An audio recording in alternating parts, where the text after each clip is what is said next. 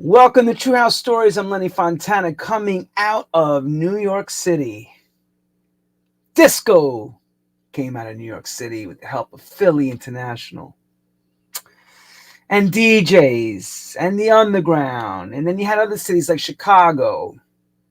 But this time I want to talk a little bit more about the importance and influences of radio.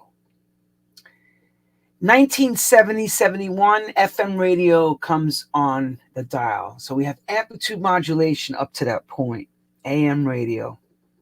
And those who know what AM radio sounds like, this very sounds like, and you'd hear your favorite record with no top end. And that's was to me was always we always called AM almost music because it was more like a talk show, but what you did was if that's what they were playing on the radio and that was in the car, you had AM radio. Then FM radio starts. And this DJ, Frankie Crocker, sets the tone, coming from an AM station, eventually getting hired onto a black station called WLS. He sets the precedence of what is to come after.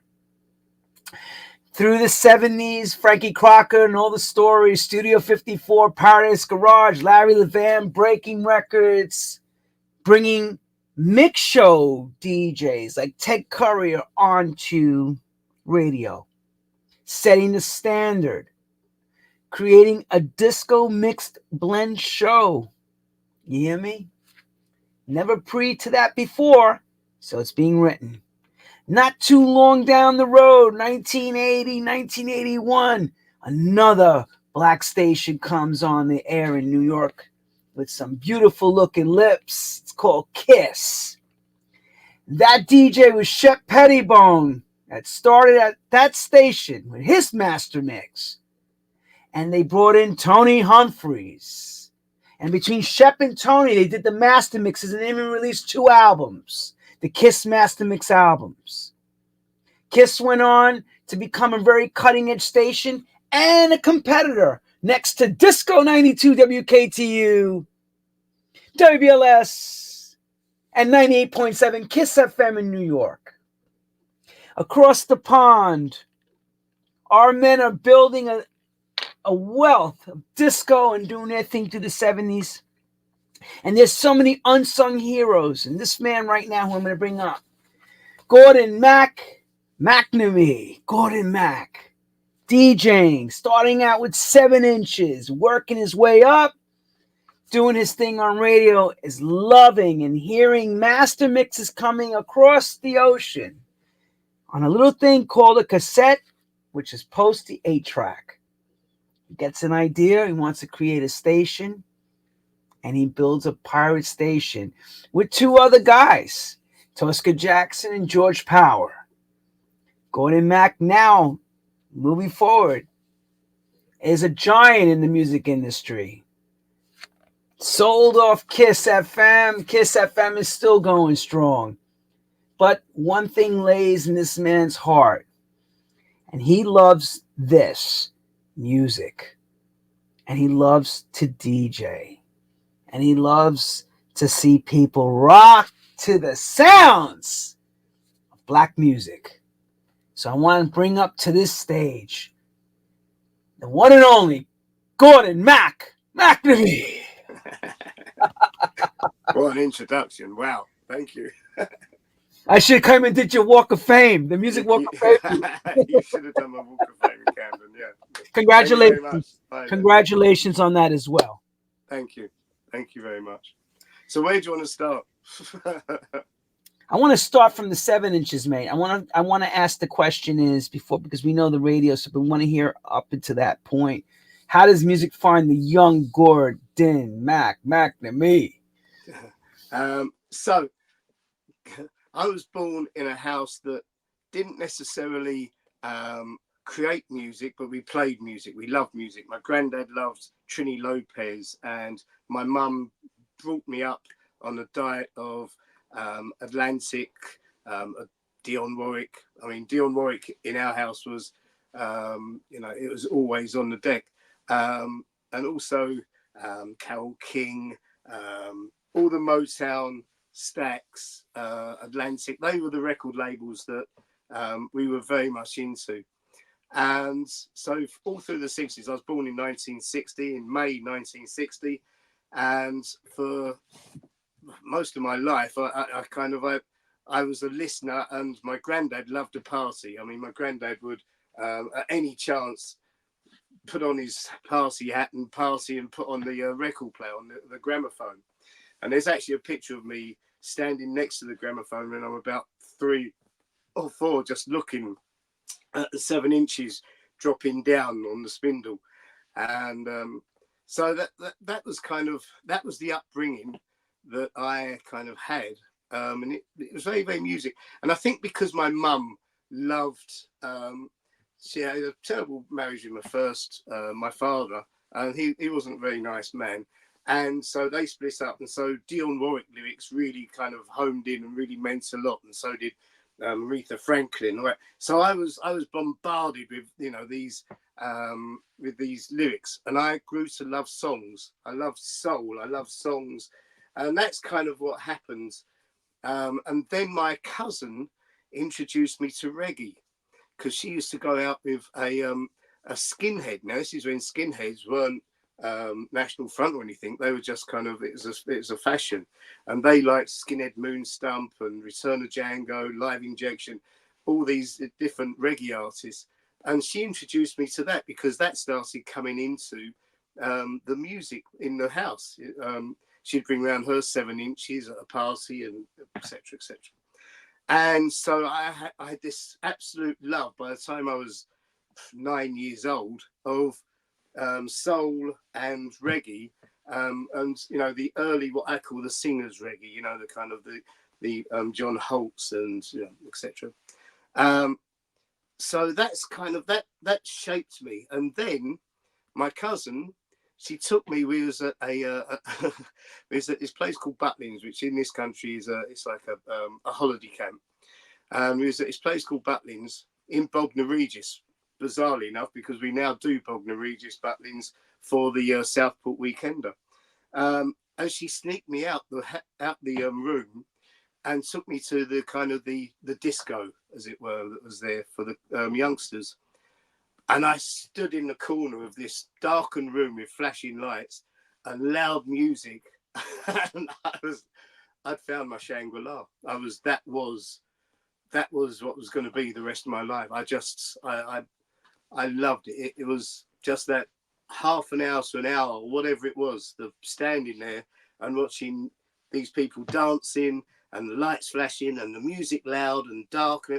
I was blown away. I was absolutely blown away. Can I just ask, when you Yeah. mentioned Butlins, and was that part of the Northern Soul scene, or is that?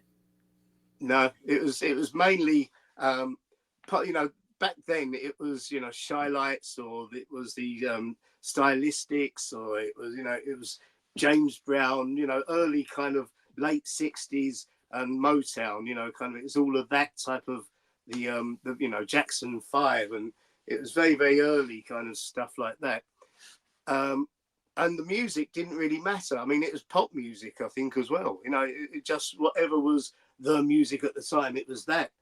And it was the darkened room with the flashing lights and all these guys and girls dancing and loud music.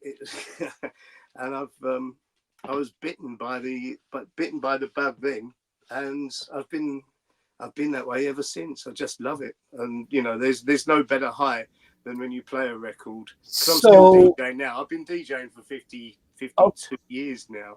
Oh, only 5 decades and 2. But here's the question now: when you went to Butlins, were you encompassing the DJ or just taking on the whole thing? It's the atmosphere. It's the whole thing. I've never experienced anything like it before. I've never ever been to a disco, and in real terms, what a disco was. But this was, as it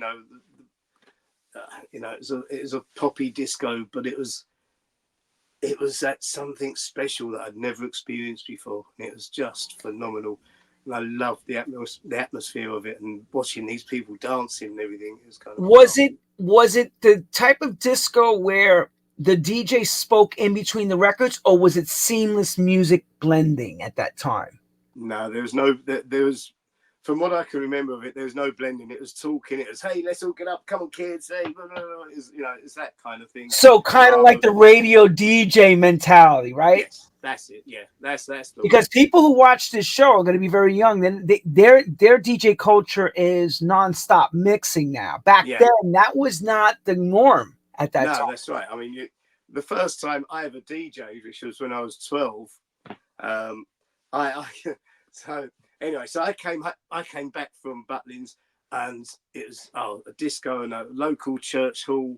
And I put myself up because we always used to collect records in our house anyway. I used to have a Saturday job, and the money that I'd get from that, I would go down and buy, Lacey's couple of records. First album I ever bought was a reggae album on Trojan called Tighten Up Volume 2. And then This Is Soul, which was a compilation album with Wilson Pickett and Mustang Sally and all the, Fa Fa Fa Fa Fa Fa Fa Love Song and all that stuff. Those were the first kind of albums I ever bought out of my own personal money. And I was always kind of, DJ, blah, blah, blah. And I had a record deck in my room with a tape recorder, and I used to, pretend to be a DJ. And then when I was 12 on Halloween, we were going to a church function to raise money for the local church.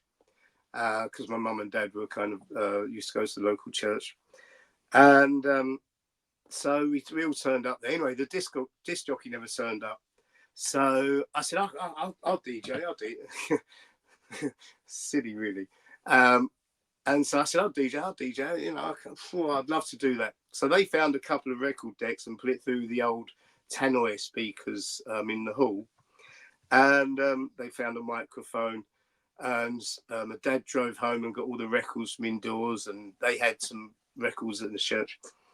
And that's when I'd done my first ever, so Halloween 1972 was when I'd done my first ever gig, my first ever performance. And every time at the end of a record, I'd be like, okay, so DJs have to talk and get. Yeah, I was going to ask you, describe that feeling of you doing that first gig. Go ahead. You cannot imagine the anguish. It was every time the record was coming to an end, I was like, right, I've got to talk now. That's what they expect a DJ to do, is talk, so I must do it. And I'd go up to the microphone, and then I'd just put another record on. In the end, when I did speak, I announced totally the wrong record. It was just, it's crap. Yeah, but that's usually what happens. Look, you can't expect to be a Don on night one. You even just doing what you thought, and to do it, people wouldn't even know anyway. But of course, in retrospect, you were probably like, "Oh Lord, help us that I even did that," right? And because a DJ back then, because I used to love radio, so I used to listen to. My mum bought me a transistor radio back in the 60s when the Pirates were on. So we used to get kind of the transistor radio. Used to get Radio Caroline, and it was all on AM. As you said, almost music. That's really good. I like that. I've never heard that before, and I love that one. Never forget that, because it would sound so horrible. Like, that's so good. So I was born and brought up on music in the house, but also because my mum bought me this little transistor radio, and I used to listen to it all the time and listen to all the pop stations and the Pirates back then, because they were sea-based pirates. So you, as they went up and down on the waves, you come in and go out and stuff. And I kind of, radio was, you speak after each record. You announce what's coming up, and DJing in a club was, hey everybody, let's all get together and dance on the floor, and hey, all that stuff. That was the kind of. So to actually have to go and do that it just scared the bejesus out of me first time. But I talked to the vicar, and I said to him, I love that, that was just so amazing, blah, blah, blah, blah. I was only 12 years old. And he said, well done, kind of. And I'd done a deal with him to do any events that they had coming up over the year that I would do for them, and I would get.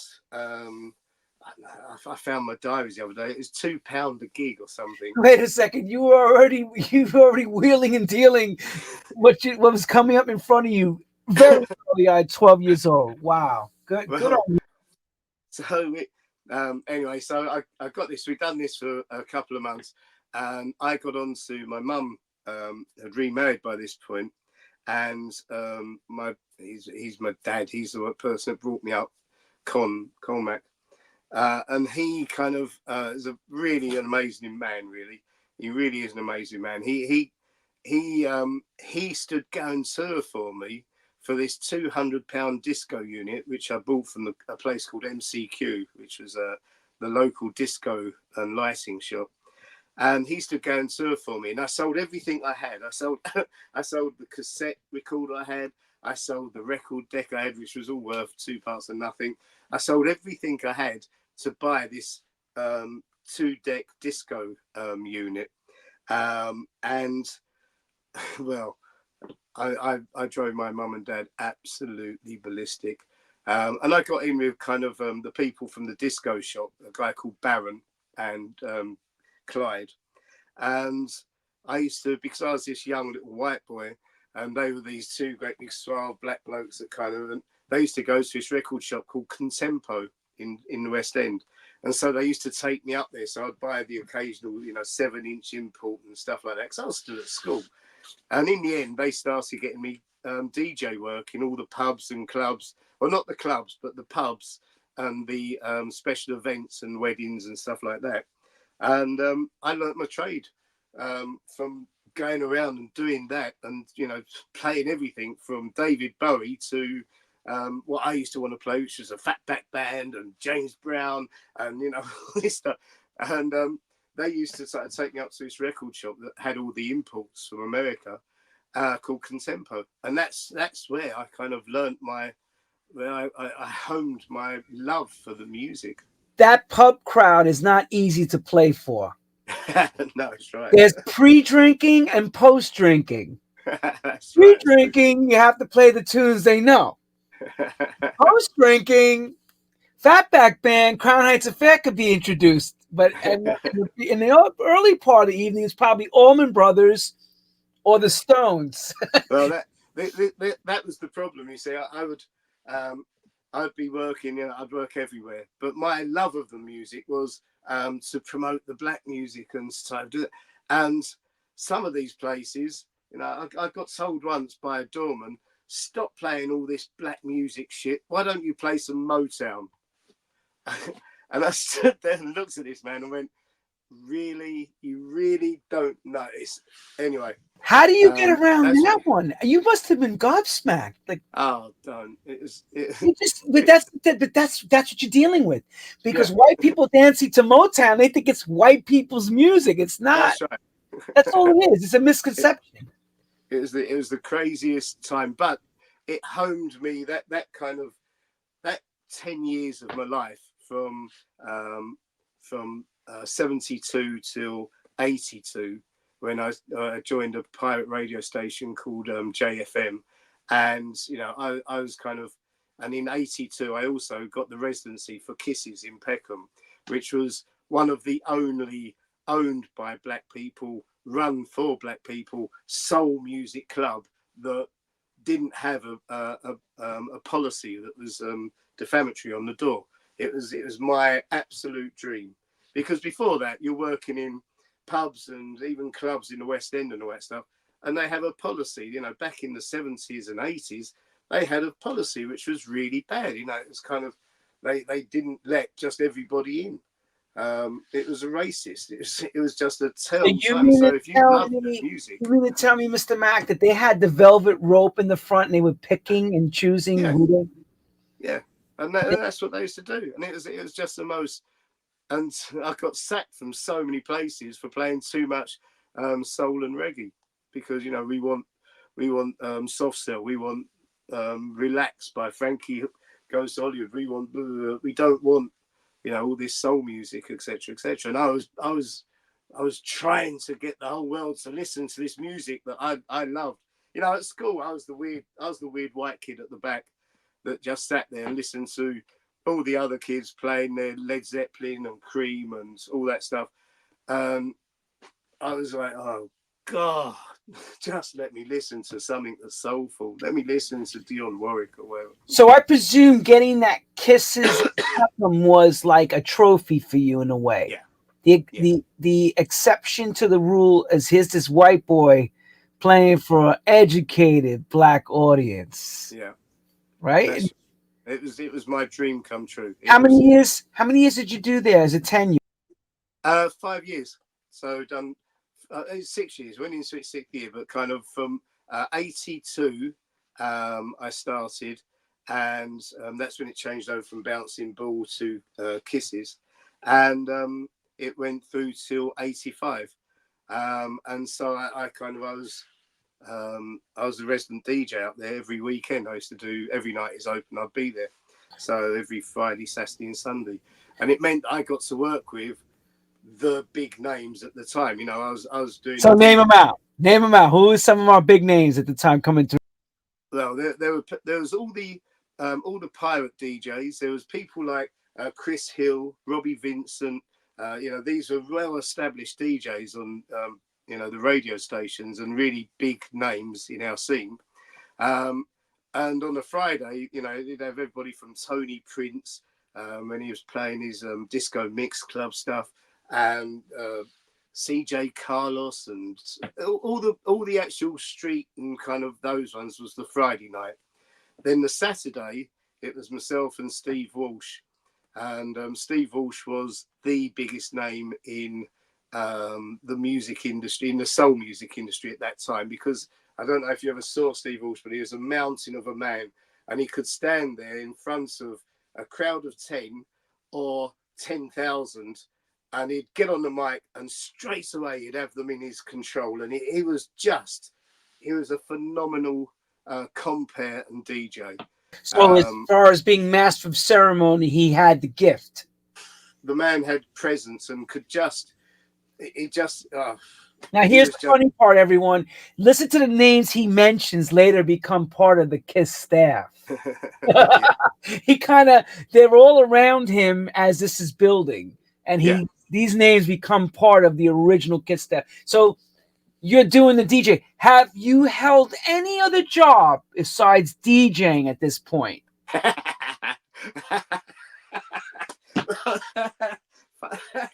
You like that Well, question, right? You like that. All right. Did you actually when have I a? left school, Let me clarify this, everybody. To people that are parents that remember that question, did you have a real job? that's right. So when I left school, my girlfriend works at a place called Barks at Kensington, which was is a bit like is a big department store in Kensington, very very posh and very nice. And I you know, from from the time that I could DJ, which was 12, all I'd done was find other jobs to do to support me buying music, and I ended up working at this place called oh goodness me, it was a shoe shop for old ladies with bunions, but they loved young men to kind of touch their feet and everything. And so I was a shoe salesman first of all. I dug up gardens. I had my own market stall. Where I used to go down and sell toiletries and stuff like that um, on a market stall every day. I had my own window cleaning business, but I picked the wrong partner because he had vertigo, so I always used to do the top ones. I used to, I was a draftsman. I was a draftsman for 2.5 years, and that was when I bring the book out, that ended in quite a strange way. But that I was a draftsman. I used to do as-fit drawings for an electrical company that used to put in electric systems into houses and offices, etc. I used to do anything as a job so that I could buy music, so that I could DJ in the evening. And that's really kind of That's awesome. That's what I want everybody to know, that you would do anything for the sake of that record yeah. and the hunt for the record. Well, this is how I got the job in Kisses in Peckham.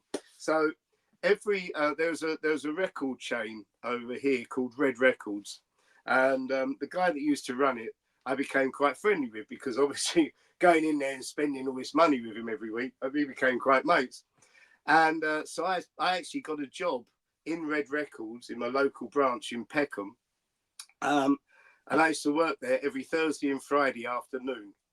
And it meant that I got, on the Thursday, all the imports would come in, so I'd get all the imports and I'd go through them all and I'd work out which ones I wanted and listen to it all brand new, and I'd get first dibs on them, and then sell them to all the DJs that came in and make sure that I'd kept back the ones I wanted.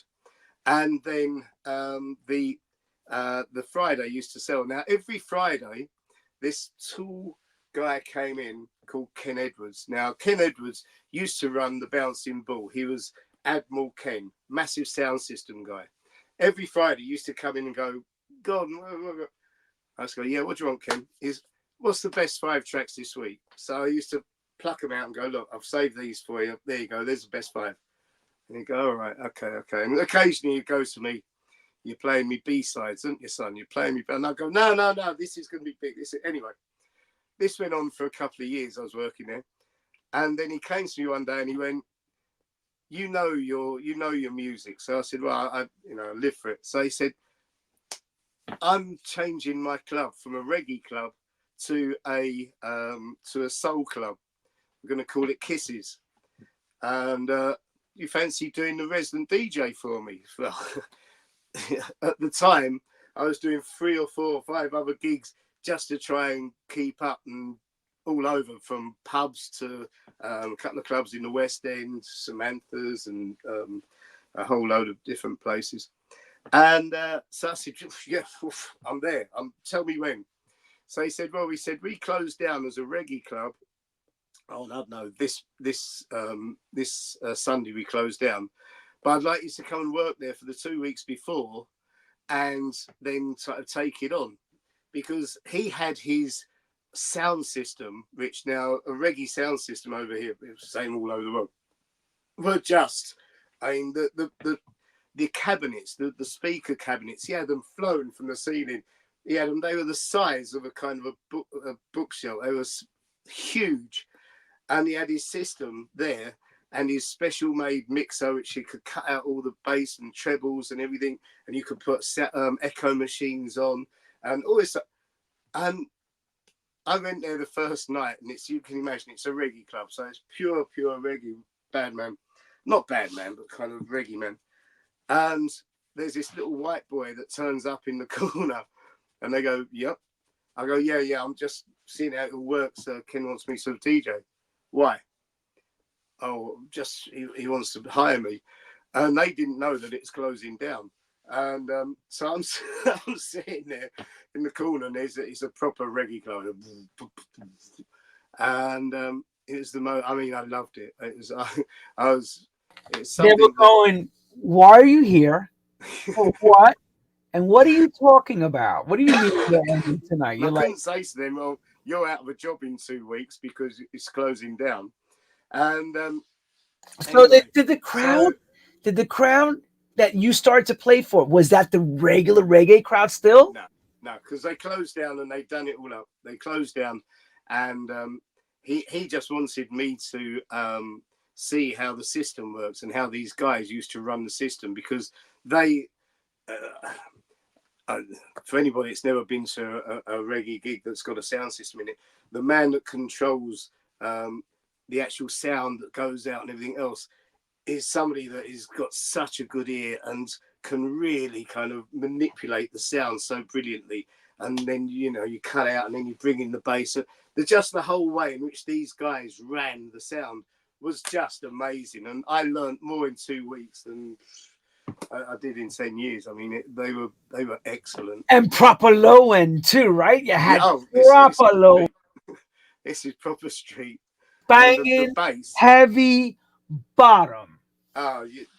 he had one of the Like, it's one of the best systems at the time that I'd ever played on, because the bass bins and the bass and the whole way in which he had his amps and everything. I mean, Admiral Ken was he was a huge name back in the 70s on the reggae scene. And so I actually and he actually gave me, when we were finishing at Kisses and everything, he said, look, he said, in that box there, because he had a box on the wall, that's all of my reggae stuff. He said, I'm not going to need to take it with me now. He said, so if you want it, it's yours. And Where did he it go? was, well, Where, he went on to owning more and more clubs and promoting and owning different places, and his family kind of bought places abroad and everything. And uh, he was another massive influence in my life. I mean, there was Clyde, the first influence, MCQ. He was a massive influence. I mean, my cousin, my family, Clyde, and then Ken, who kind of just, he believed in me to come and create this soul scene, along with, and on a Sunday it was George Power and Sosko and Paul Anderson. And, this is back in the electro days. but did you really realize you were creating something, or you were just in the middle of living it? No, I was just living it. I was just enjoying it. What I used to do is I used to tape every Friday night. There was a show on called The Tube, on in London, and I used to tape on the video tape all the latest videos. And they had the first ever showing of Michael Jackson's Thriller, and I taped that. And I had to play that about 9 times over the night, because we had a massive, great big screen with a projector on it.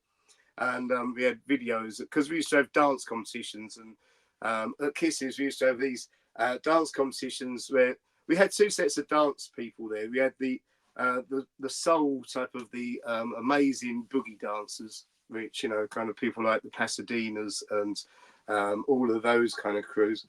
And then you had on a Sunday night, you had the break dancers and the hip hop and the early adopters of the robotics and everything else. And that was, that's where Paul Anderson and George really, they kind of came into their own. It was phenomenal.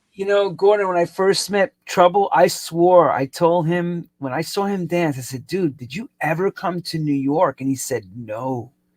And the way he danced and the way he moved, I swore that brother played and hung out in New York the way he was. He was so right. One of his besties, Trevor Shakes, and they used to, I mean, there was a whole set of amazing dancers in London. I mean, and they used to, I mean, back in the 70s, 80s, it was about the dancers that would follow the DJ, that made the DJ what they were, because the DJ played the right music, and the people, the best dancers, would dance to that.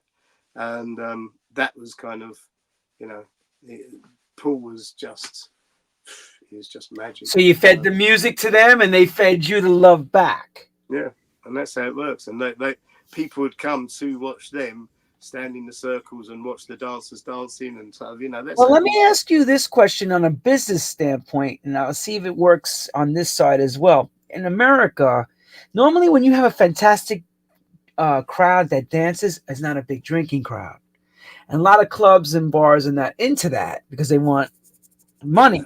Is it the same thing that happened over there in the sense? Yeah.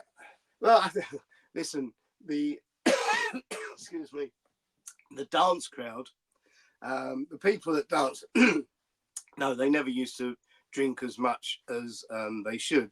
But if they pulled more people, then they'd get more money. But overall, it wasn't a massive drinking crowd. It was more about the actual type of a couple of drinks, and that's it. And yes, and over here, it's more of a racist thing than anything else. Because so many clubs and bars were owned by white people, and clubs and everything, and they were so anti the black crowd, and it was. And that of course, was the bigger problem. Of course, you're anti-establishment as well. You're like, screw that. We're going. So your life as a DJ is doing what you do, playing for the masses week to week, discovering the hottest records. Yeah. When do we take it from the street side and cross into that little golden microphone? Well, that happened. So Kisses in Peckham closed down mid 1985. They closed down then. Before that, George Power, because we used to every Sunday we used to work together, and then George and the crew and myself and that used to go for a Cantonese meal up in Soho, and we all used to sit around and talk. And George said that he wanted to start the radio station up. Now I was on this radio station called JFM, and I'd learnt as much as I could, but they were closing down to go for a community license. So I said, when he said I want to start a station, I said I'm in. Whatever it takes, I'm in. I'm there, definitely. And Tosca was the same. And George had an engineer called Piers. That's the three of us there. And Tosca and George and myself, we there was four of us in the actual deal. Piers Eastman was there as well. And he was the engineer. He used to create the actual transmitters. And we was all 25% owners of it. And that's how it started. Me and Tosca was great at finding the the people, the DJs, the talent. I was good at making sure everything was organised, and we had all the kind of we had the right DJs at the right time, and that we always had it filled in, and that it always works. God, there's me in the first ever studio, the squat that me and Tosca found. We found a squat. Which is somewhere that nobody lives, but we broke in. Well, we didn't break in. The door was open when we got there, Your Honour. And so Tosca and myself would actually run the thing, and we would go and help them put the transmitters up with the engineer. And George was the businessman who he put the money up for it initially. Was there ever a fear of being arrested and doing jail time? I mean, do people want to know that part? Was ever that? Because here in America, you couldn't do pirate stations; they would nail you. The FCC. Yeah. It's very hard here, but in the UK, you guys were able to do it all over the. Well, but we kind of came off of the back of. So we had a history of pirate because and it all comes back to the war. The Second World War. The government took complete control of all airwaves because we're so close to Europe and so close to France and everything else. The government took complete control of the airwaves, so nobody could do anything on the airwaves unless the government gave them a license to do it. And that's because in the war, if you was ever caught with a radio transmitting just across the sea to France, you could be getting messages and everything else across. So it was a very, very kind of strict rule that nobody could transmit. And so we were so far behind America when it came to radio. God, you had radio and then you had TV. We had television, commercial television, and then we had commercial radio. We were so far behind. And when we did get commercial radio, we had two radio stations which were commercial. It was just, you had hundreds of radio stations in London, which is a 12 million TSA, survey area, 12 million people. We had Capital Radio, which was commercial, and we had LBC, and that was it. And then Capital turned into Capital Gold and Capital FM, which was pop. And Talk turned into Talk and Talk. So talk about control. Talk about control of a record they want you to hear. The Monopolies Commission. It was something you'd never ever be able to get away with in normal world. It was just the monopoly. It was just they had the complete monopoly, and then you had the BBC, which wasn't commercial. So the BBC had its local station, Radio London, and then it had Radio 1, which was pop music, which was born out of the pirate stations that were in the North Sea. And then you had Radio 2, which was for people now my age. And then you had Radio 3, which was classical, and Radio 4, which was news and current affairs. And this is going back then. This was the media landscape back in the 70s and 80s. And it was, you had to have pirates because there was such a need for, you know, let's look at the 80s, okay? In the 80s, so you had pirate stations blooming everywhere because there wasn't being played on one of the two well, there was one commercial and one BBC station in London servicing 12 million people that was playing pop music, and that's what they both played. Capital Radio played pop music, and they used to have a 2-hour show which was reggae, which was David Rodigan, and 2 hours which was Greg Edwards. And that was their black music contribution. And then on Radio London, which was in London as well, they had 2 hours with Robbie Vincent, and they had a couple of other smaller shows. But I mean, so we were starved. So the pirate radio fraternity, especially once FM came, because it's all about London's a valley.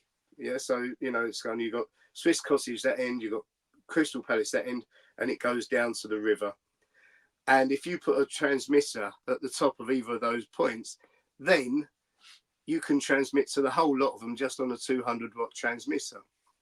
And back then there was loads and loads and loads of airspace that was free.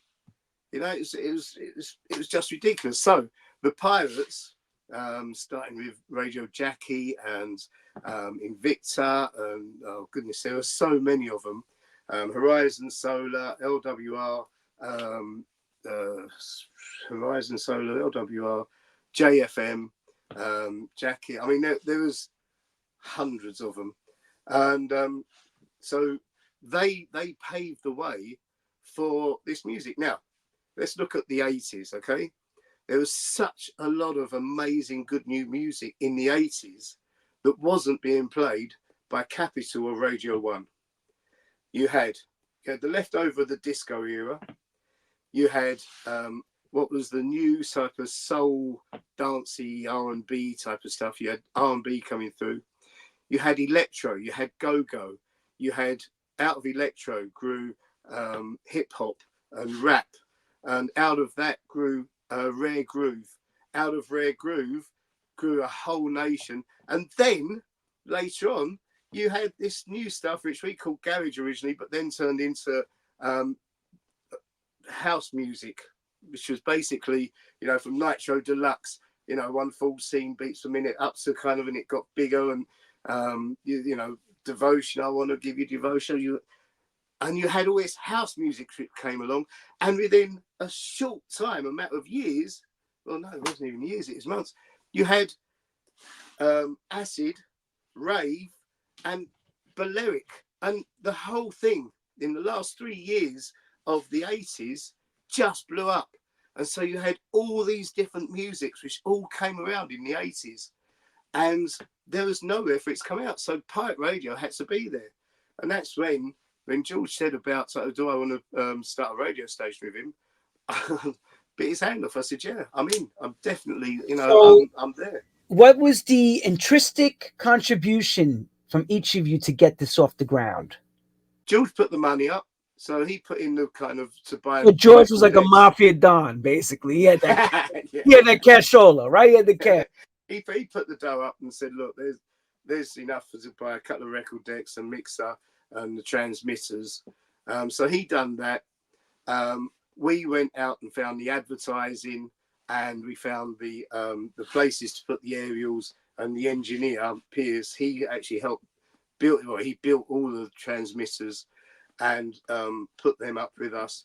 And me and Tosca went out and found all the, not all of the talent, but he found a lot of the talent. That's him. And I was the one who kind of put them all into boxes and said, right, you do this show, you do this show, can you do this, can you do that? Right, we need advert break there, we need this here, we need jingles, let's get somebody to make the jingles, we need this. And I done the whole, that side of it, running of the station. And And it was okay. I mean, we were very lucky when we first launched. There were no other radio stations on, so they'd all turned off to go for one of these community stations. It was heaven. It was wonderful. And it was the DCI, Department of Trade and Industry. They had the complete control on all the licenses, and they started to come after us, and they couldn't get us, and we had about 8 weeks on or something. We had a big block of time on without being busted because our transmitter, excuse me, was on this roof, which it was deemed too unsafe to actually go onto, and they had to wait until there was a fire engine with one of these ladders that go up to actually take the actual transmitter down, because it was too unsafe for anybody to get up there. Who's connecting the power to this, George? Now, see, that's what I need to understand. That needs to be down the road. It can't be the same person that you've got the roof off of, because then that person can get done for it. So we used to have to go down the road and say to somebody in another shop, look, if we plug this in here, we'll give you X amount of £100 a week, and you don't know where it's going. You just plugged it in for somebody that's charging a battery. And that's what we used to have to do. So you basically have an extension lead. Yeah. Go Huge. to a huge lead. Go to a power source at someone's like chip shop. Yep. And say we're going to make a deal with. See, no, because nobody understands that unless they. It's like we're the house. Who's giving the power to the transmitter? Yeah, no, that's how it works. And then you had the studio at another location, right? Yeah, because our engineer Piers was worth his weight in gold. You know, each one of us played a really important part in getting KISS together. Piers, he created what was called mid-links, microwave mid-links. Now, whether he actually invented that or he just used it for us, I don't know. But so you would have, from the transmitter, it would beam to a tower block somewhere in London, because you know you're up high. You've got to remember you're up high, and so you'd beam to somewhere in London where you'd have what's called a midpoint, and that would receive the signal, and it would send out another signal. So, and then you'd have the studio. So the studio would be, for instance, it was in Trevor Nelson's bedroom for ages. It was in a squat that we was in, first of all, that first squat that you showed the picture of. It was in one of my dad's, that's the one. That was a squat in, which was about 5 miles away. But the midpoint, so we used to go from there, zoom out the window, and go to a midpoint, which was down in Battersea, which was 10 miles away. And then it change it into another frequency and send it to the transmitter, which was only about a mile or so away from the actual studio. But for them to find the studio, they'd have to find the midpoint and then go back to the. So it's a very, very clever setup. It really was. Because it's like almost like a mirror image, going this way, going that way, and then it's just it went out that way on UHF or something, and it went that way on microwave link, and it was, but so. So that's how the mechanics of it all works, and that's what each person done towards it, and we done well for the first 6 months. We really built up a great audience, and it was going really well and all the rest of it. And then once they got our first transmitter down, they absolutely abolished us. I mean, they every time we came on.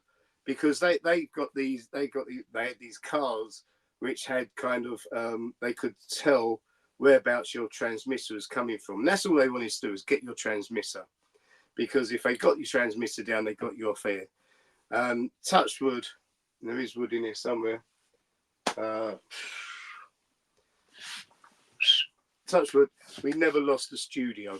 We never lost a legal studio, and so I was doing my bit. Everyone was doing their bit. I mean, we actually got the name and this goes back to your kind of your intro at the beginning, because I always said if I ever had a radio station, it has to be Kiss FM, because I used to have people that would send tapes, cassette tapes from America to me of Kiss FM. And I got to know about Kiss FM because I went to New York once, years and years and years and years ago, and I heard it. I was like, oh my goodness me. And then the albums came out, the Prelude albums, the Kiss FM Master Mix albums came out.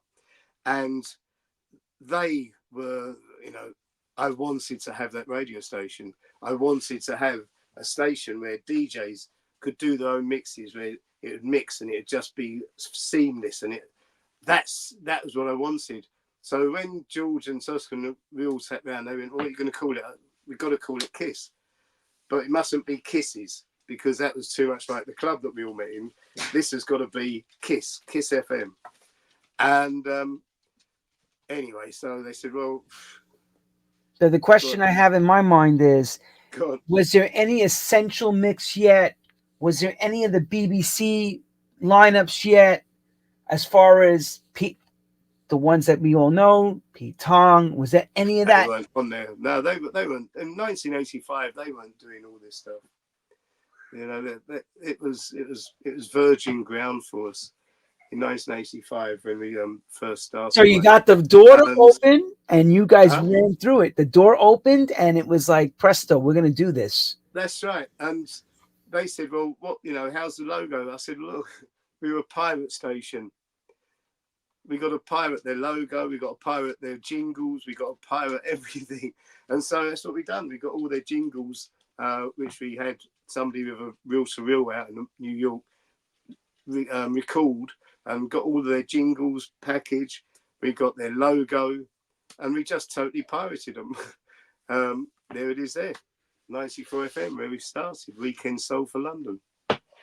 And that's how it all came about. I mean, and it was Kiss FM, and it just worked. It worked. Oh, goodness me. That's me in the second studio. That's before Lock, so that must be before 1987. Wow.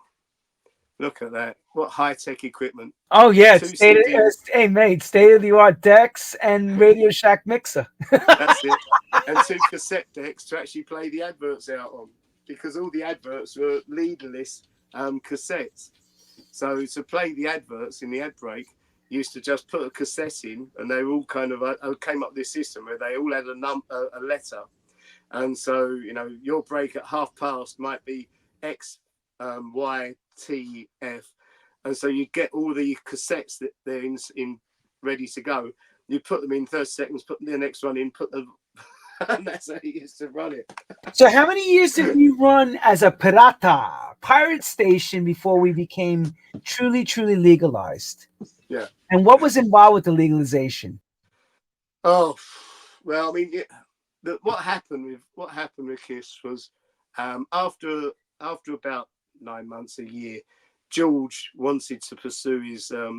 He was heavily into the London Greek radio network, and he wanted to get them a license.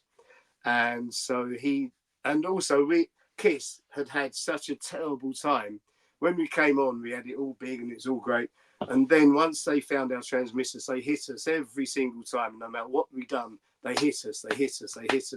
And it became something where we went from 7 days down to a weekend station. And it was very tough times. It really was.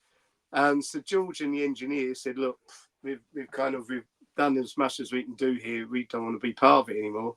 And so I bought George, I bought Tosca, and I bought Piers. I bought them all out.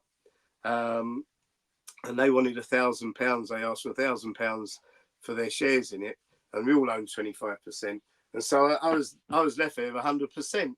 Biggest problem was I'd spent all of my money buying them out. So I had no more money. I was kind of, so I thought, I don't know if this is right to actually own it all. I think that kind of, you know. So I talked to all the DJs and said to them, who would like to buy 5% of the shares? £200 buys you 5%. And for that, if I, you know, and I sold 9 9 lots of them, which meant I still had 55%, and that, you know, there's 45%, but it meant I had enough money for 9 transmitters, and that was the key bit to this. I had enough money for 9 transmitters, and once I had those 9 transmitters and I had their money and their commitment, you know, and the people that were involved were Trevor Nelson, Norman J, Joey J. Who else was involved? There was DJ T. There was a whole, you know, a load of all the Jonathan Moore from Cold Cut. He was involved with us. He was a shareholder. Tim Westwood. I mean, there was, you know, a whole load of people. And the truth is, nobody's thinking about this thing's ever going to become massive. You're just trying to do a week to week, like strength to strength, right? Yeah, well, it was all about. We had something, you know, kind of everybody as part of it knew that this radio station it had something, you know. It was a great team of DJs. It was a great kind of, it was fun, it was fresh, it was funky, it was the best thing on, you know, radio, and it was carrying some motion. But we'd come to a point where we were nearly fell over, and so these guys all put in.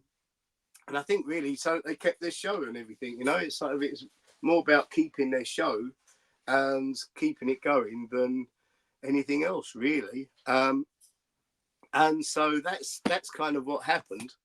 And so we started up, and what I didn't realise fully at the time was those 9 people that got involved. Not only were they like-minded in music love and stuff like that, but they all had an amazing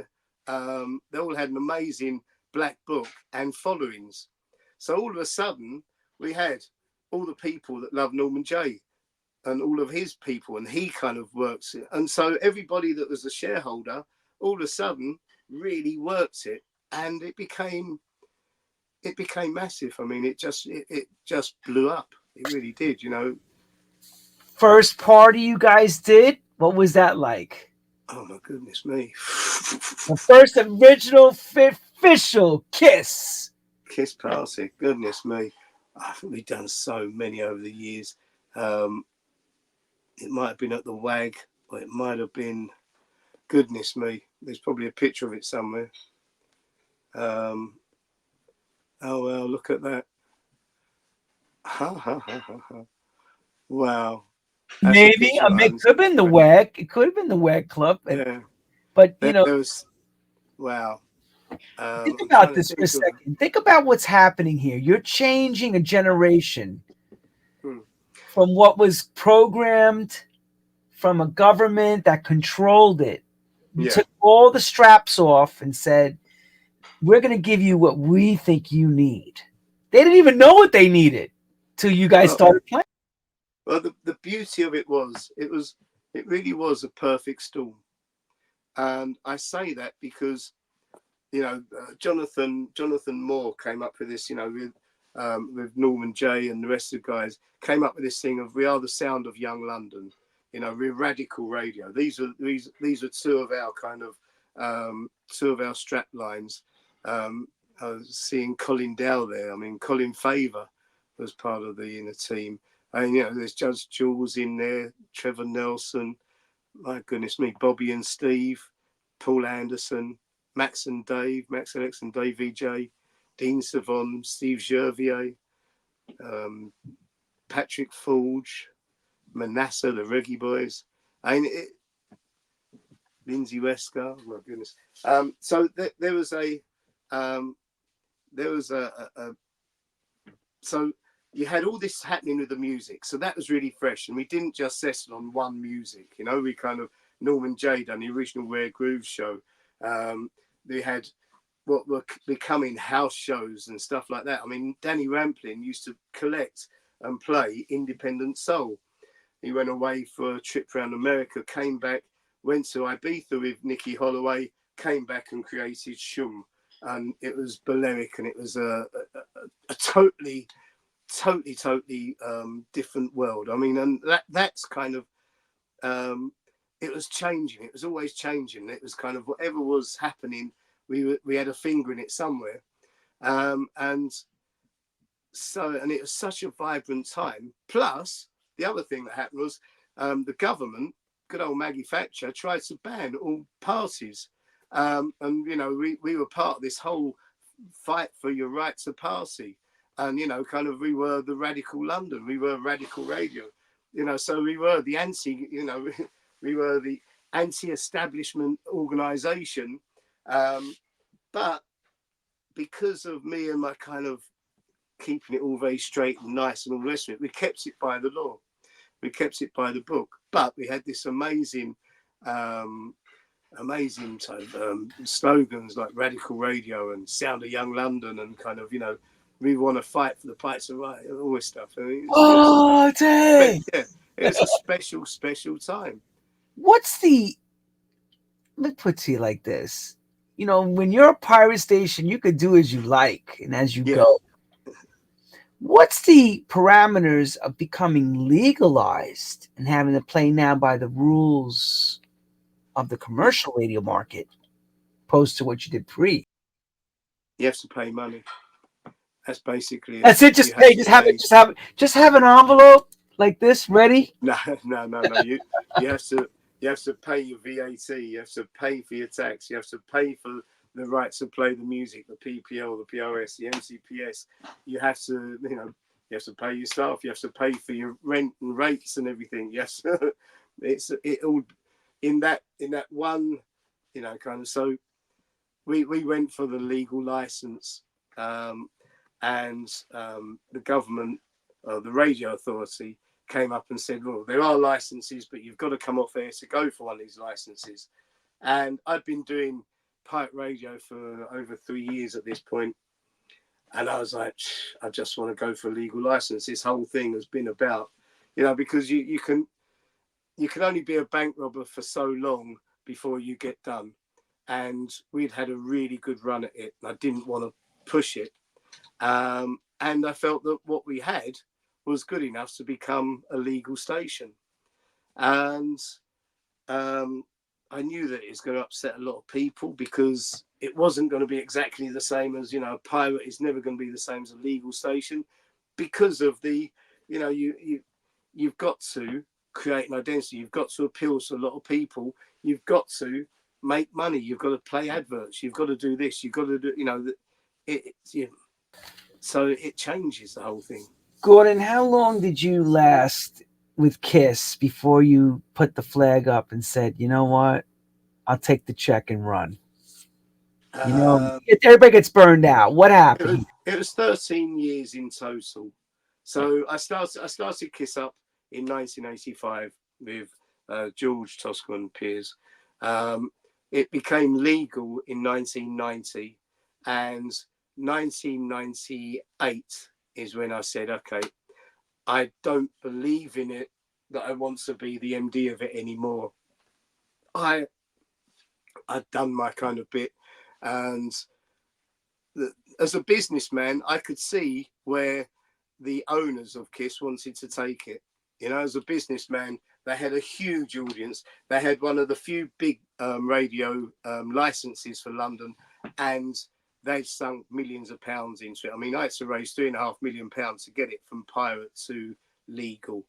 Now, when you do that by selling shares and, you know, signing your life away. That's how these things happen.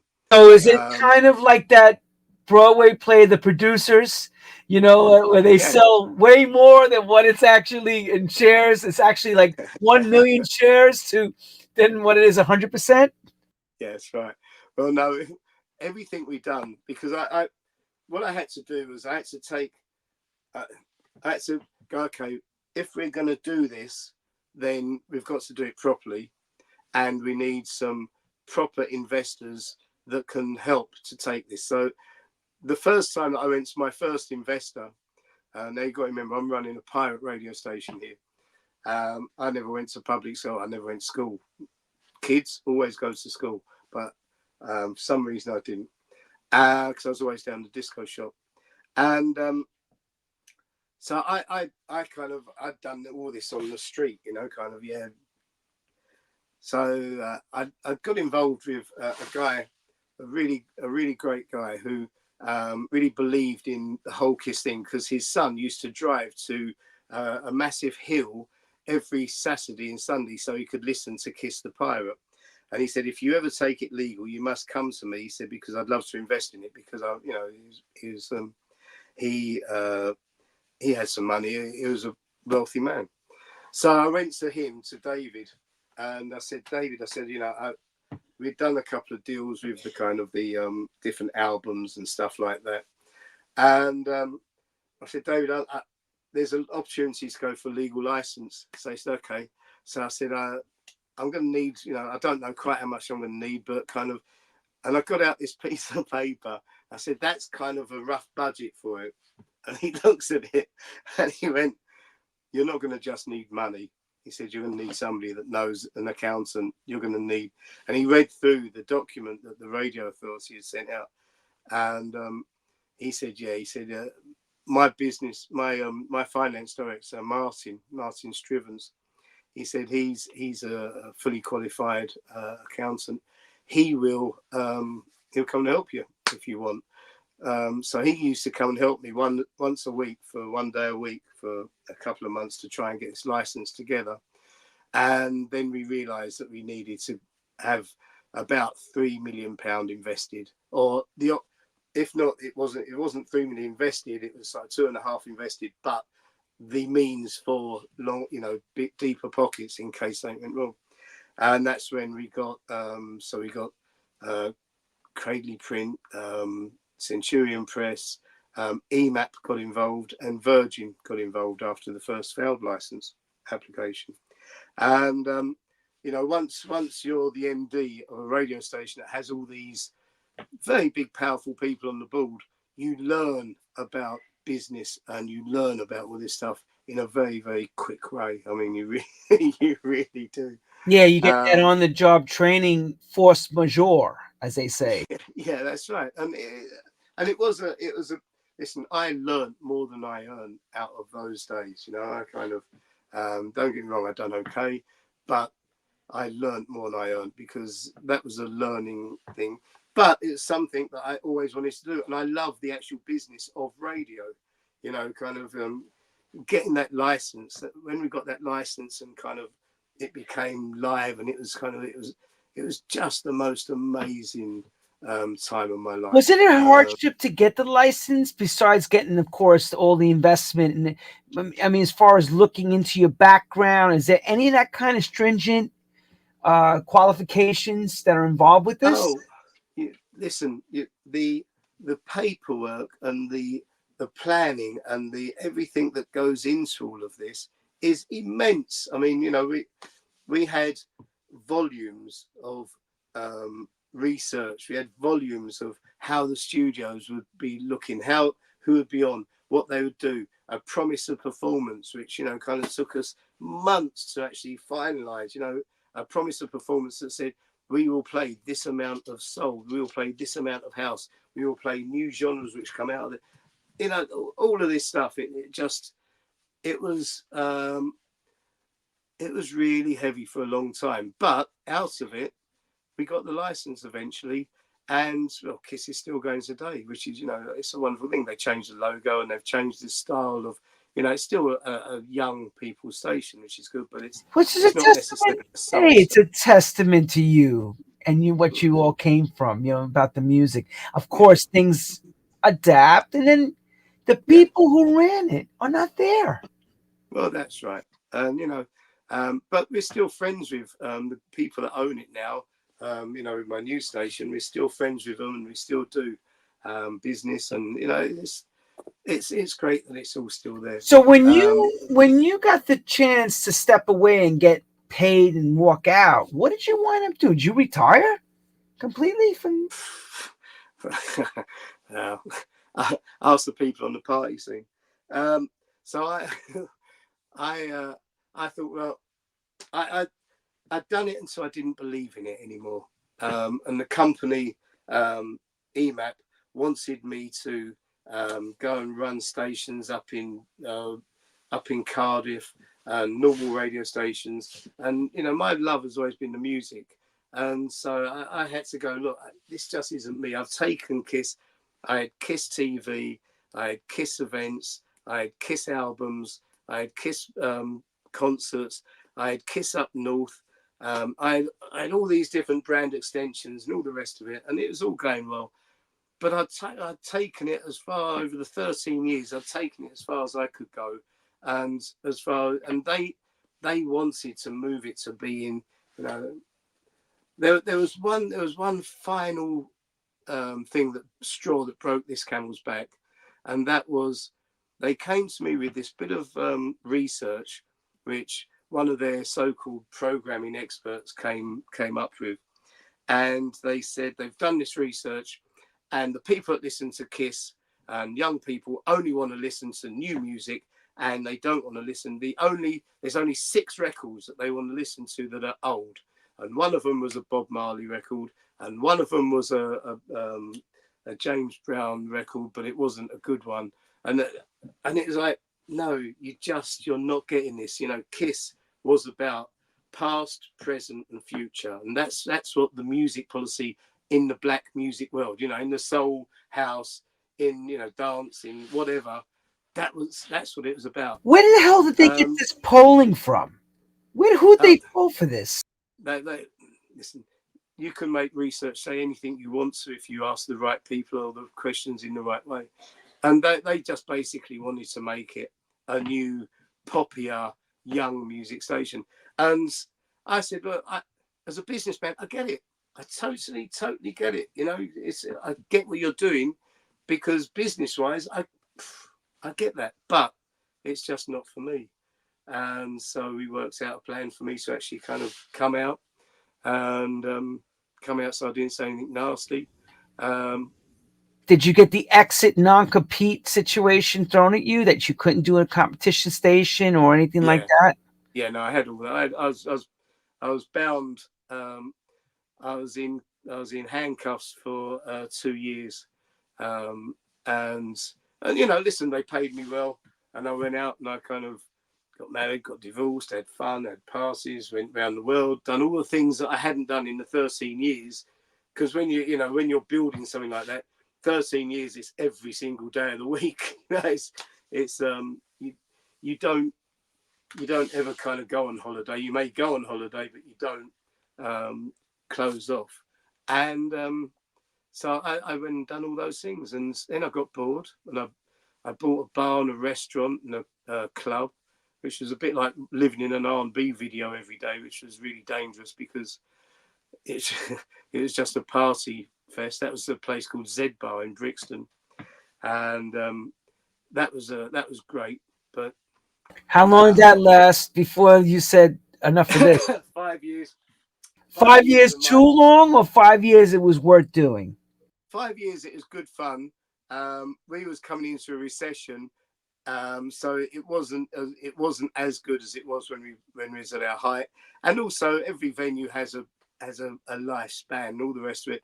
And also my liver was saying, if you drink any more Jamesons, I really kind of, I'm going to give you some trouble. And I had to listen to my body and go, no, do you know what? I've done this. It's great fun, but it's not for me. Living at the end of the bar for 5 years is not what I wanted to do, really. It's great fun, don't get me wrong. Oh, you're a DJ at heart. You're a musical muso. It's hard to be just an owner, an operator owner, without being involved in the music. I used to DJ 2 nights a week, but anyway.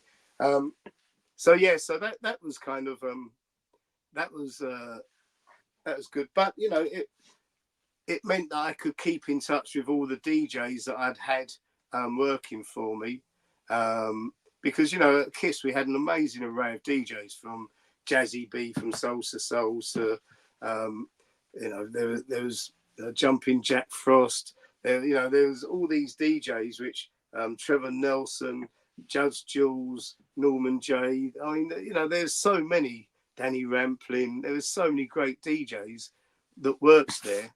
And it meant that I kept I kept in touch with them. Okay. Once a DJ, always a DJ. Yeah. One, right? Am I right or wrong? Once a DJ, That's always true. a DJ. No matter rich or poor, for better for worse, it's like a marriage. I'm I'm out tonight DJing. Well, there I'm you go. I'm out tonight doing Boys Down. Tomorrow night I'm doing Liquid Spirit all day, and then Sunday I'm doing the Southside Sundays. So, Once DJ, always it. So you meet your current wife and settles you down. well, 22 years ago I met my current wife. 22 years ago we've been together. That lucky girl's been tapping this body. But, yeah, that girl is a wonderful person. We've been together for 22 years. We've calmed each other down, and we've enjoyed our life. We now got a daughter, and we got married 13 years ago, and we settled down. And she's quite an amazing person, because anyone that can go out and DJ, I think, is an amazing person if you can handle all of the things, their commitments, and their their love of music, and everybody that comes to dance from, and they're always stuff. It's a different job, and she's top drawer, all of that stuff. So I'm very, very lucky that I've God finally bless. got somebody. So then, when does this thing about you stepping into the DAB world begin? What's that pre to that? What are you thinking? So I came out of doing the bar in Brixton, and I was I didn't know what to do. In fact, I'll tell you a very, very quick story. You can edit it out if you don't like it. But what happened was we finished the bar up myself, because I was with my wife at the time, or she was my partner at the time, and we came out of there, and we went and sat down in our house, and we lived in a really nice little Muse house at the time. And she said, "What are we going to do?" So I got this big bit of white paper out, and I put it down on the dining table. I said, "That's our life at the moment." So she said, "What do you mean?" I said, "We got no commitments. We didn't have any children. We didn't have any outstanding stuff. We had no money. We'd done it all." I said, we can actually create the life that we want to live now. We are in such a lucky position." And this is going back about 15 years ago. I said, we should write on here what we want our lives to look like. Do we want to be jugglers? Do we want to go and join a circus? Do we want to be bank managers? Do we want to, whatever he wants to do, we can actually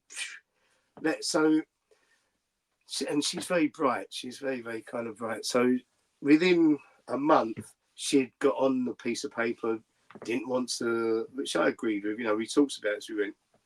Didn't want to be out 5 nights a week running a bar, club, or whatever again. Didn't want to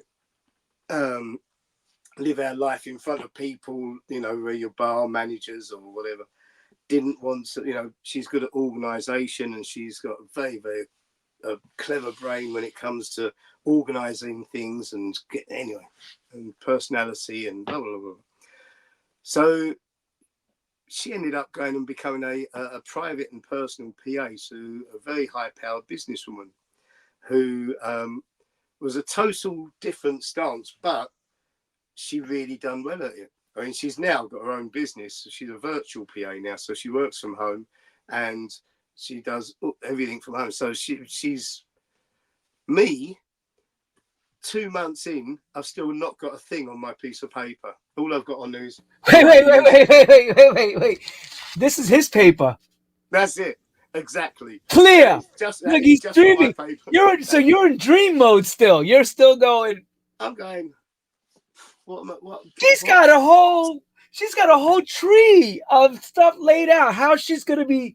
And she'd even sort of talk to Wait, her. did she come back to you and say, "Go on, we're gonna have a meeting like each week about your tree"? No, she's much more clever than that. So what happened was I watched daytime TV and realised that is just, if you're ready to die, that's what you do. But I just wasn't ready to die at that time. And I just couldn't do it. It just used to drive me insane. So the next thing that I'd do was I'd listen to the radio. Now, going back 12, 14, 15 years, which is what it is, going back 15 years, there wasn't all the new stations on DAB Plus and DAB and everything else that there is now. There was the kind of all the BBC ones, there's the commercial ones, but in that time the commercial ones had all regrouped and were owned by two people. So it's just like going back in time to when I was a pirate, and it was like, my God, none of these people. So she said, well, why don't you start a radio station? I said, no. At the same time, I got a call from a guy that wanted some advice about a radio station that he was running, but it was going to go down. And he said, could you come in and just give us some advice? So I went in there and I started giving them some consultancy and kind of no money or anything, just sort of just consultancy and just finding out kind of. Wait, and did you tell him? Did you say to him, leave now, do yourself a favor? You do not want to do this because you're going to kill yourself. Funny you should say that. No, at the beginning, yes. And I kind of, but I'll tell you what really triggered me was the technology side of everything.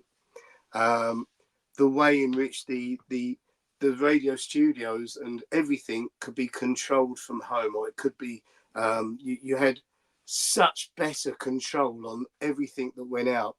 And with the modern technology side of it, it was just, it's phenomenal. I mean, so I got very turned on by radio again, because I love the actual, radio isn't just about the music you play. It's about selling advertising and campaigns and coming up with creative ideas to sell things and all of this stuff. And I got very, very turned on by the whole radio thing again, which was just, it's something that I never thought would happen. And so she said, we'll start a radio station. So I said, oh. Well, it's so easy. It's so easy. Just start it.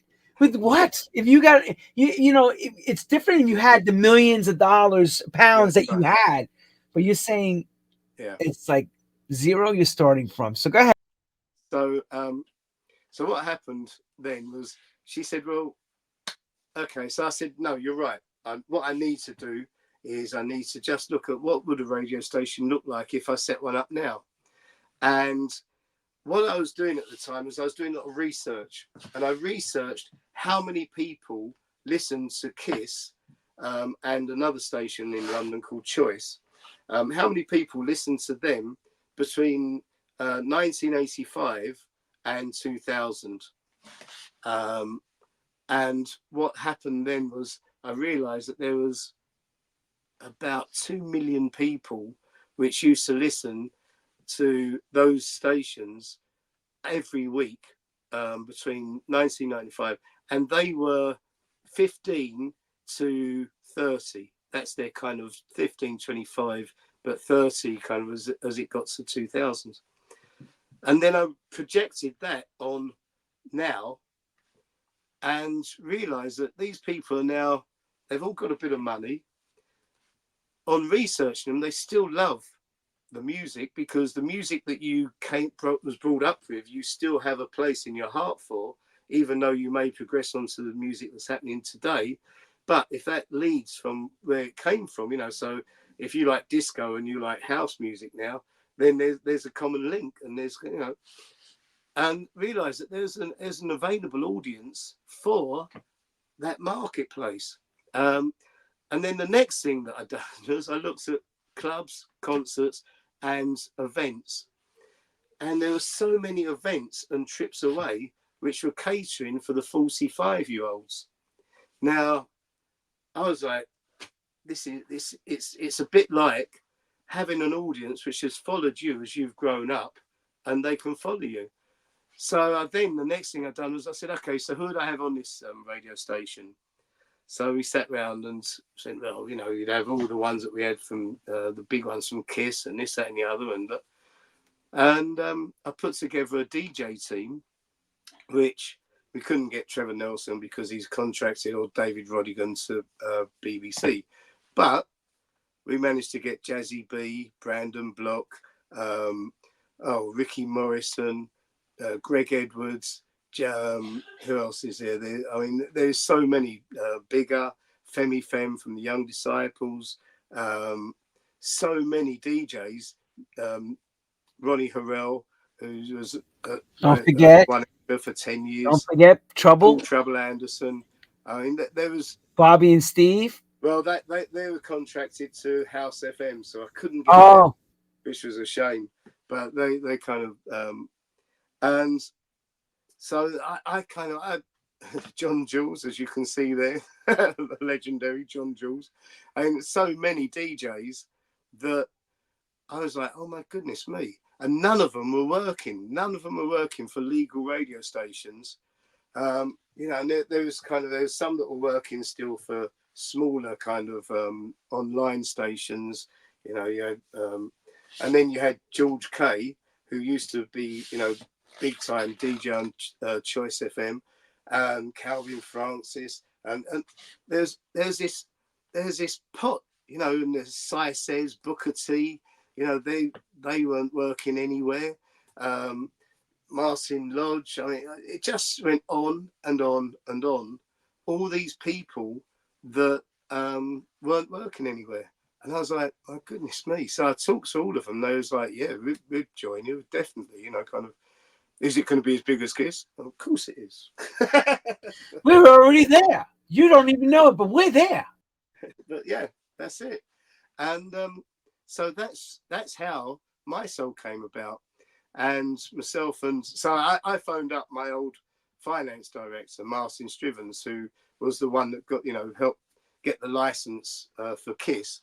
I phoned him up. I said, Martin, what are you doing? So he said, I haven't talked to you for a while. How you been? Blah, blah, blah. I said, I want to have a coffee with you. So he said, what do you want? So I said, no. I said, what are you doing at the moment? He said, I'm hating LinkedIn. So I said, why? He said, because I started a headhunting business, which went well for 5 years or whatever. And now it's gone really bad because of LinkedIn. He said, they've just come along and it's ruined a lot of my basic day-to-day stuff. He said, so I said, I've got a new idea for you. Come. So Martin came along for coffee because Martin Strivens is the person that throughout all of this has kept me out of prison, because he always pays the VAT, he always pays the tax. Somebody's got to be the right guy, the good guy. If you're the pirate, someone's got to. Yeah. I trust him with more than my life. I trust him with my money, and so I said to him, I've got this idea, and I showed him all of the research and everything else, and he went, I can see that. He said, yeah. He said, this is going to be my last ever job, isn't it? I said, we're going to make this work. Next year, Rodney, we're going to be millionaires. And anyway, so he took it away, because Martin's a very serious person when it comes to business. And he's the one that in any meeting, I'll always have him as part of it, or I'll report back to him, and he'll go, you can't do that. That's illegal. Or you can do that, but you're not going to make any money out of it, because by the time you've paid the VAT and by the time you've paid it, and he's always been the one that's kind of he's what you call I'm the creative lovey, and he's the one who's the kind of does all the shit stuff. No, he's the voice of reason. When you're all dreaming and pulling from the clouds, he comes in with no. It comes in recording. You'll go to jail if you do that. You can't. So So anyway, so we got together, and he said, "What do you want to call it?" I said, "Well, and it was just a username to start with. I said, "This is all about my soul." I said, "It's soul music. It's everything to do with it. Soul, whether it's jungle house or whatever. It's and that's where it stuck. MySoul, but and we spells it MySoul. And then God bless it, turned out to become a success again. Yes, so we have thankfully, right? Because you could always have the negative, but thankfully it went the right way. Thankfully, I mean, my wife, she had some inheritance money, and she helped me with that, and so we put everything we had, and started it off, and then we've raised another 1.5 million, and it's touch wood. Keep The old touching that silver wood, spoon. baby. Yeah. From this point on now, because you're at 63, 64, I'm going to Yeah. say, young, because you still don't have it in you to let back. I'm 64 in May. Okay. Where do we see next 10, 20 years for you? What do you think? Oh, I see. I've got a daughter who's 10 in May, and um, I see me carrying on working because I enjoy. I probably will work doing something, whether it's a chairmanship or whether it's just running. I don't know, but taking MySoul on and on and doing it, and I'll probably die doing it. Really, I love. My wife said to me the other day. She said, "Look," she said, "you've got." She said, "I'm so pleased that you've got the best job that you could have." So I said, "Why?" She said, "Because you'd be a nightmare to live with if you didn't."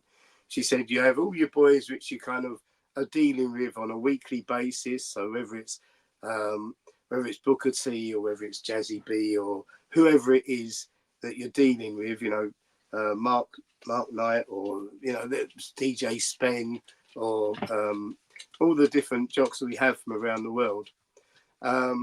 Josh Milan, we have shows for all of them. So I get to talk to all these different people, and on a weekly basis, she said, you kind of, and it's all about music, which you love. I mean, you can see from I'm sitting in my record room at the moment, which is just I'm trying to source it all out, and it's it's something that I love doing because I love radio. And we've got a really great team that are really committed. They are a really good team, whether it's and we've got some really good contacts and some good events that we do. So we do the Margate Soul Festival, which we're part of the owners of. We've got we're media partners with Sunsea Beat and Southport, and we do loads of different concerts and festivals, and and we've got our regular events. As I say, every Friday we do Boysdale, which is a really lovely place, and we've got a great audience, and it's built, and it's kind of like tonight for this place we do called Boysdale in Canary Wharf. We've got a coach loader coming down from Cardiff, which is in Wales. It's it's a long way away, and so that there's a really good audience, and we've got some great DJs which provide for that. You found the niche.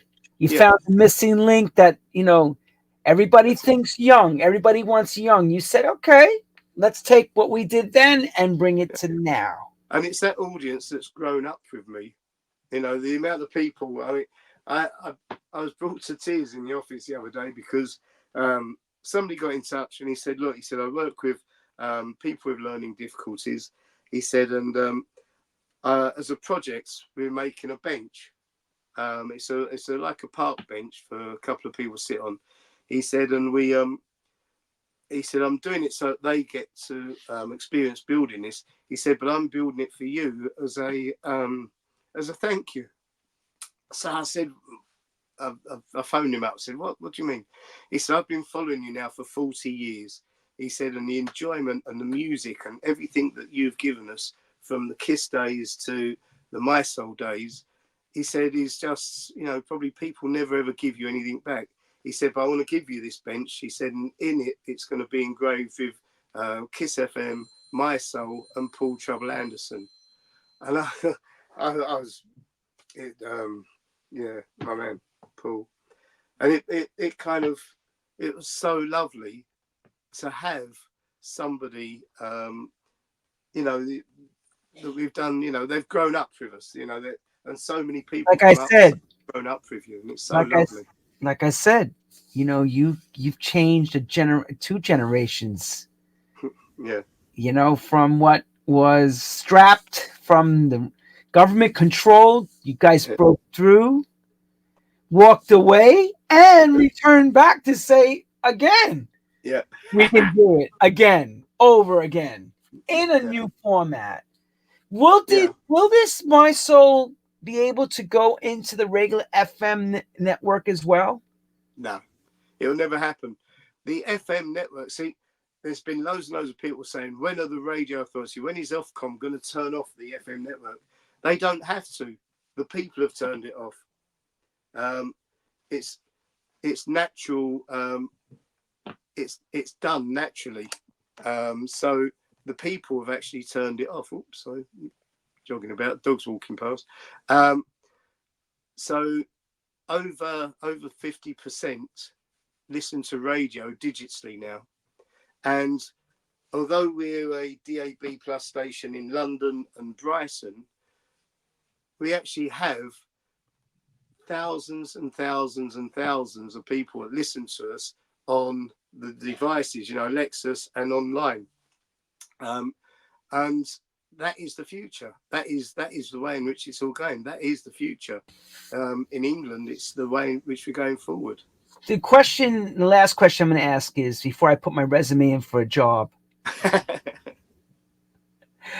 are you also striving for new talent as well? Because I know you have a lot of the old classic names that are proven, but are you guys also searching for the new troubles, the new, Ramplings, Yeah, new Colin, and all these, Trevor yeah. Nelson? We have new people. It depends who they appeal to. There's a guy that's he'll say he's been around for life, but a guy called Shaq D, who was part of the station for quite a while. He was a young new guy, but he knew how to actually talk to and play music for our audience, and that was no problem. Our big problem is there's so many people that want to get onto it that are from the old school that we don't we kind of listen. We have our drum and bass shows run between Madcap, Jumping Jack Frost, and Donovan. Now, some of them, Jumping Jack Frost has been there since the beginning, and there's a few new ones there, and it's not all old, but it's, they keep it young. It's not worth us taking on a grime DJ. It's not worth us taking on a DJ that plays techno, because that just isn't our audience. And you find that people that play whatever we play usually come from our scene. But we do still suffer. We do still have different people coming on and playing different stuff. So I'm glad you defined that, because people may not understand that. They may say, "Oh, he's sticking with the names." It's like brands, like Coca-Cola. It's like saying Coca-Cola, things like that. People don't understand that. They don't get it. No, but to a certain extent, and I'll be totally honest, it's the way in which life has gone now. So to get a record on, I don't know, on a big television network or on a radio station or whatever, they look at how many plays they have on YouTube and stuff like that. We take it by how many people, how big a name are they and how good are they at presenting a radio show. And that's the two things that we really look at. Do they have a big following? Because there's so many people that have big followings which we'd love to have on the station, but we just haven't got room for. So do they have a big following? Have they been around for ages? And can they do a good radio show? And does it make sense? It works for us. Does it always make sense? Because it has to be in the ethos of what you do. Yeah, that's right. I think you said enough. You said enough. You were clear and concise. I'm going to stop you right here. And last thing I heard, you said you're writing a book? No, yes. I heard that. People that are trying to make me write a book. And get him to write a book, everybody. Get him to write his book. If I write this book, then I need to actually put in it everything. Wait. Does that mean you know where the bones are buried and all that? Yeah, You gotta let it all out. You gotta let it all. It has to be a bones and all. It has to be a bones and all kind of book. And I don't know if I'm ready for that yet. Or I don't know if. Okay. So on another note, you're playing with your dreads. What kind of involvement and what kind of work is involved with keeping those dreads going, brother? Oh these. My wife is very good with the with twisting them all up. So that's. Although there's a lot less now than there used to be. I remember when you had the full rack. Now there's a lot less. You've been an absolute pleasure. Thank you. It's been lovely spending the afternoon with you. The economics class of Street University that you taught us. Yeah. Street, because that's the best place to learn. Mm-hmm. You've also learned what to do and what not to do from great advisors, from the voice of reasons, that you are still with us and not locked up in some prison somewhere. That's right. Okay. Is this something that, if you were to tell someone a piece of advice that you probably told a long time ago, could you pass that on as an ending? A really important part to you? I think there's two things. One is treat people the way you want to be treated. So you mean don't shit on everybody? Do the right thing. Yeah, treat people the way you want to be treated, because there's so many people that sometimes when they are on the way up and they think that they've got it all and it's all, they just treat people wrongly, and then when it happens to them, they can't. Why'd that happen? And so I've always tried to treat people the way I want to be treated. That's number one. And I suppose really, if you're ever starting a business, make sure that there's an audience for that business, or there's a market for that business. Everyone I've done has always, I've made sure that there's an audience, or there's a need for that, and not just by asking my friends and going, "What do you think of this, mate? You know, you've been my mate for a long time." Whoa, whoa, whoa. So not just doing, asking your friends, but actually asking people that are going to disagree with you and listening. See, that's that pom-pom squad is not the way to go, basically. No. On that note, everybody, do not have pom-pom squad around you if you want to make money, because they will put you out of business. That's right. And Jackie Gleason, the famous comedian, said the same people on the way up, maybe the same people you see on the way down. And on that note, I want to thank Mr. Gordon Mack. He is the man who has shown that you can come up, go down, and come back better than ever. Take care, everyone. This is True House Stories of Lenny Fontana. Watch out for his book and the movie.